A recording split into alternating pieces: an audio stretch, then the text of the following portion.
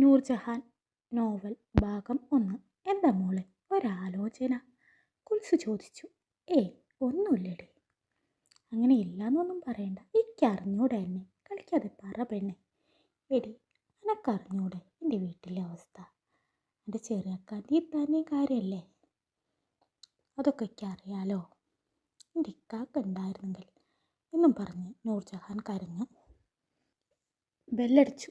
നൂറയും കുൽസുവും അവരവരുടെ ക്ലാസ്സുകളിലേക്ക് പോയി. വൈകുന്നേരം. നൂറ, ഞാനൊരു കാര്യം പറഞ്ഞാൽ എനിക്ക് ദേഷ്യം വരുമോ?